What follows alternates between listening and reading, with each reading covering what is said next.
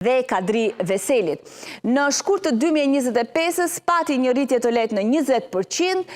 në dhjetor ruajti thuajse në të njëjtën pozitë 20%, në 2026-ën ka një rritje të lehtë në 21.06%, pa kalkuluar votën e diasporës në këtë moment, pra duket se që nga shkurti deri tani,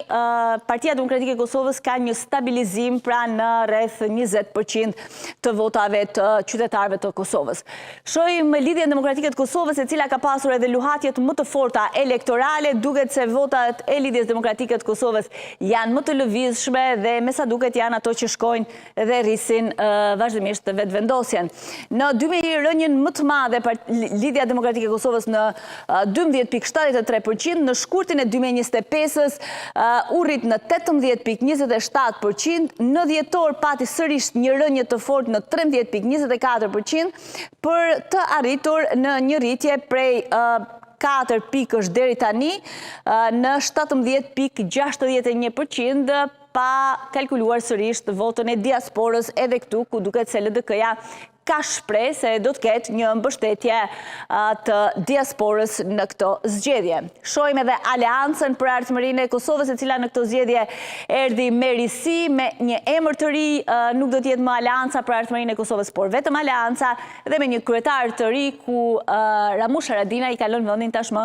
Ardian Gjinit, i cili ka shënuar dhe suksesin e parë në përballjen e parë si kryetari i aleancës në këto zgjedhje. Në 2021-shin aleanca mori 7.12%, në shkurtin e 2025-ës 7.06%, ndërkohë që kujtoj edhe njërë se në shkurt aleanca ishte në koalicion me nismën e Fatmir Limajt, konservatorët dhe disa intelektual, ndërkohë pati një rënje në dhjetor 5.5% kur garoje vetme,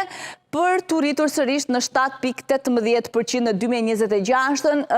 duket pra se edhe aleanca lundron në të njëjtat ura me të njëjtët numër votash. Shohim pak çfarë ka ndodhur me listën serbe. Duket se vetëvendosja dhe Albin Kurti ka qenë i angazhuar maksimalisht që lista serbe të mos jetë i vetmi subjekti serbëve që merr të gjitha vendet e rezervuara 10 prej të cilave në Parlamentin e Kosovës. Në zgjedhjet e mëparshme ka arritur Nenad Rashić nga komuniteti serb, por i një partie tjetër, jo listës serbe, që të futet në parlament. Do të shohim nëse do t'ja arrijë sërish kësaj radhe, por duket se edhe lista serbe ka një rritje në këto zgjedhje. Në 2021-shin ishte në kuotën e 5%, në shkurt të 2025-ës ra në 4.26%, për të rritur në dhjetor në 4.49%, në këto zgjedhje 6.17%, pra shohim se ka një rritje të listës serbe në këto zgjedhje, pra me sa duket ka një dështim për të dekurajuar qytetarët serb për të votuar listën serbe dhe për t'i dhënë asaj të gjithë përfaqësimin e serbëve në Parlamentin e Kosovës. Këto janë të dhënat e deri tanishme sa i përket numërimit të votave, pra rezultatit paraprak të 99% të votave të numëruara. Pritet të shohin se si do të ndahet vota e diasporës, por edhe votat e tjera të hedhura, pra votat me kusht apo votat e personave me aftësi ndryshe.